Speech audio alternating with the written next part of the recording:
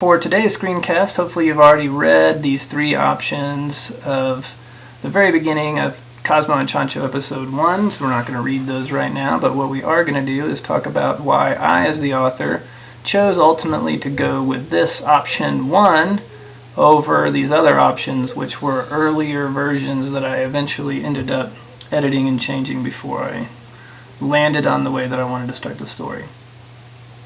Start out with, I will just highlight the fact that beginnings are especially difficult to balance. In the old days, readers would have given a writer maybe 75 pages to really develop what the story was going to be about. Those days are gone, long gone. In the modern reading world, and especially with ebooks, a reader will give an author maybe a few pages at the very best, and often just one page. Sometimes a paragraph. And so there's a lot of pressure on writers these days, and particularly in the ebook world where a reader can go and download a free sample and just skim it and ditch it and move on if it's not something that catches their attention immediately. So, but there's a few things that always need to be established in the beginning. Now they need to be established a little more quickly. But those three things are create a vivid setting, tension, and accurately reflect the tone and style of the story. Like every story is going to have tone and style, but you need to make sure as a writer that it's going to be accurate to the entirety of the story, and so that the reader doesn't feel like they're being tricked into starting something that then changes later on. So let's start with setting. And you want to make sure that setting, right, is tangible and concrete. And why I ultimately chose to go with option 1, basically because I felt like it was able to create that tangible, concrete setting more efficiently in fewer words. You'll notice that all three of these examples that start with the exact same opening sentence I felt like was a good one. I liked it from the very beginning. But this first example I feel like is more vivid and it does it more efficiently. We'll go in and look at a few things here that I like about how it sets that up. So we've got dark-skinned Africans.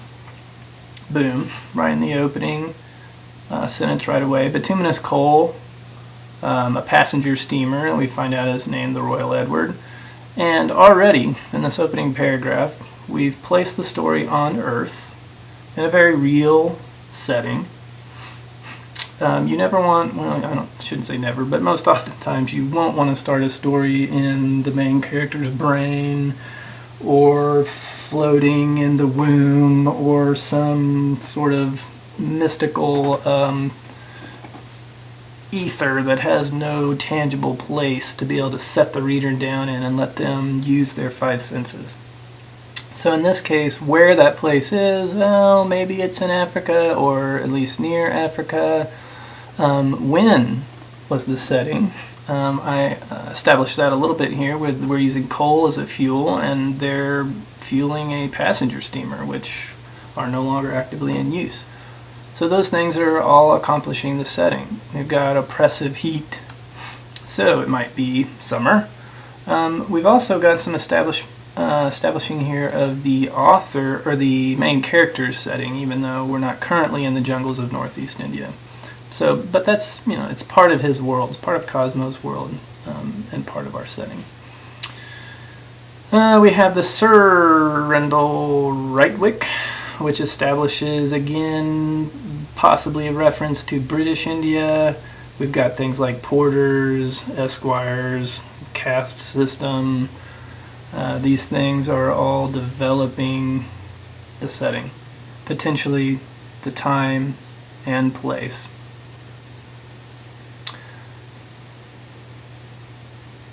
Secondly, right, other than setting, we've got tension.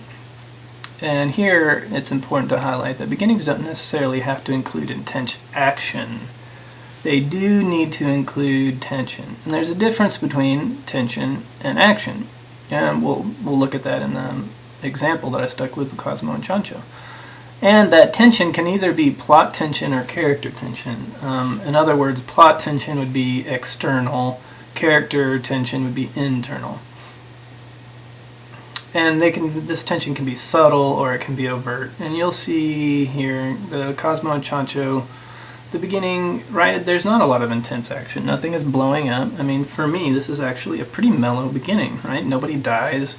And so, I mean, yeah, anytime I write a few pages with no one dying, it's kind of a mellow thing for me. But we will see that there's tension. That's the critical thing. Not every beginning has to have action. Dark-skinned Africans, again, there's a reason why I mention this in the very opening sentence. I'm placing ethnicity and race in the reader's mind, even if they're not consciously aware of it. The seed has been sown. And then I drive that home down here in the third paragraph by mentioning that people see Cosmo as this low-caste tribal boy, right? So this brings into the text a racial and ethnic tension. He has this position as a bodyguard, but he's sort of seen as being above his rightful position, right? They've labeled him as a porter or baggage boy, which would be more acceptable for someone of his low caste tribal status. Secondly, with tension, I introduce something, and this is internal tension, and is actually pretty easy to do in this case just by reflecting some of Cosmo's own thoughts about his boss. So we get to look inside Cosmo's brain here real quickly, and it's revealed that this guy that he's guarding, Sir Rendell Rightwick, he doesn't even necessarily like him. He sees him as being ignoble, someone that doesn't deserve his respect or his honor. And so that raises this internal tension of like, okay, why in the world are you guarding the life of someone that you don't even respect?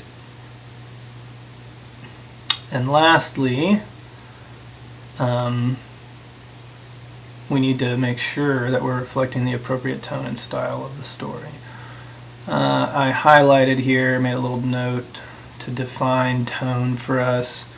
A writer's attitude towards subject, audience, and self. Tone is primarily conveyed through diction, point of view, syntax, and level of formality.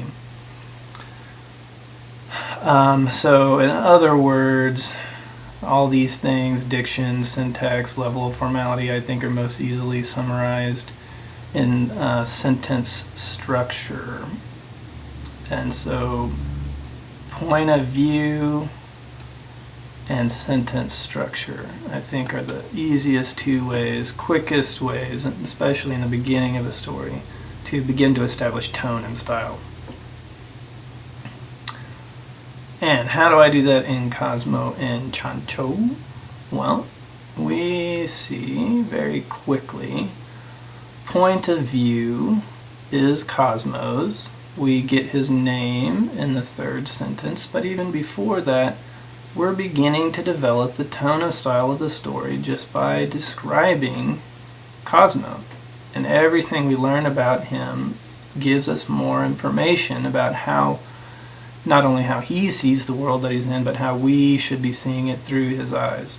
Right, so we find out that he's observing this whole process from his favorite spot. Well, where is his favorite spot? It's on the afterdeck. That tells us a little bit something, it's possibly less trafficked, sort of out of the way on the back of the ship. And this is where he likes to hang out, a place where he can see everything that's going on. We're aware that he is at least familiar with oppressive heat and humidity. He's familiar with manual labor, right? It tells us that he's grateful for his current job, which is something not as hot and dirty as coaling a ship. And then we also get this insight that he's willing to guard someone that he doesn't respect. So there's the moral, ethical issue here and how it connects with his actions. And does he need to behave according to how he believes, or can he justify his behavior some other way? And all these things are telling us things about Cosmo's character. And that establishes his point of view and creates the tone and the style of the story. And in conjunction with the sentence structure, then we really start to get a feel for what this story is going to be like. And sentence structure is ultimately what tipped the scales for me, and why I went with this first option. We'll see here in option 2, the most vivid example of this comes in the second sentence. From where Cosmo stood on the aft deck of the Royal Edward, a 5-level passenger steamer, he gathered a bird's-eye view of the entire coaling process. Okay, so not a bad sentence. Nothing is wrong with this sentence. As the writer, I felt like it did not represent the style of the story that I wanted to convey. I wanted my sentence structure to be much simpler and much more straightforward and quick to read. This sentence is a little longer, a little more laborious. And so the one that I ended up going with, basically I just cut it into 2 pieces and made them both go really quickly and simply. Right, coaling a behemoth the size of the Royal Edward was a monumental and dirty task. End of sentence, and then finished it with the second sentence. Also, it might be interesting here to note that actually the version that I rejected was much better at showing what was going on, and the version that I used is actually just telling. Like this sentence is just telling versus showing. In the writing world, you often hear people talk about, oh, you need to, show, don't tell, blah, blah, blah. And that's often true.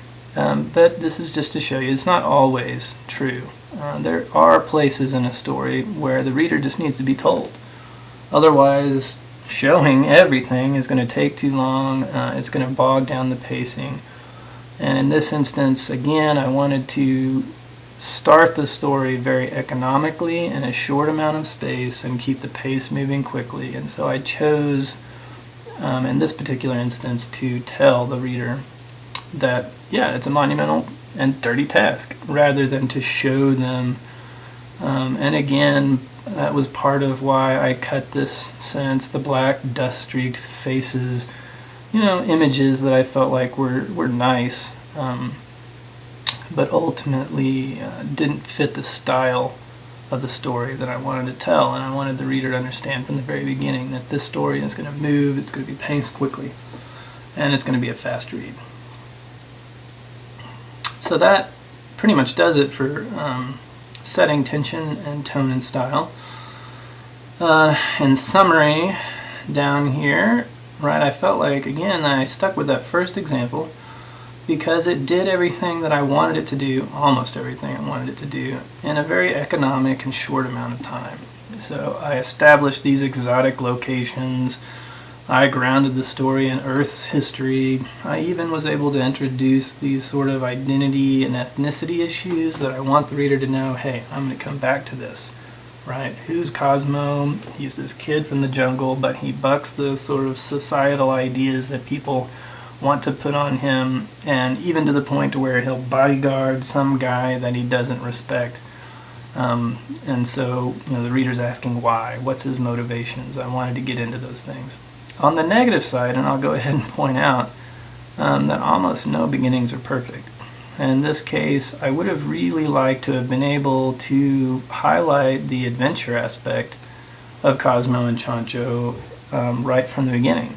I just couldn't get more sense of that adventure and action in without muddling the whole process.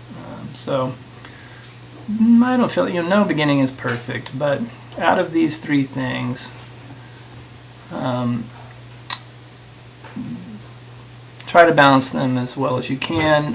When you're reading, take some time and give a beginning a little bit more time than you would possibly the rest of the story, and see how the author does what he's doing, and why you think the author is doing the